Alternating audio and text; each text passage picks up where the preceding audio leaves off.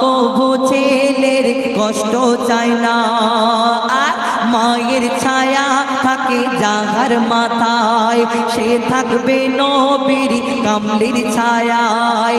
মায়ের ছায়া থাকে, মায়ের দোয়া থাকে যাহার মাথায়, সে থাকবে নবীর কামলির ছায়ায়। মা বাপ যখন কবরবাসী হয়, মা বাপ যখন কবরবাসী হয়, সন্তান যদি তখন দোয়া চায়। মা বাপ যখন কবরবাসী হয়, সন্তান যদি তখন দোয়া চায়।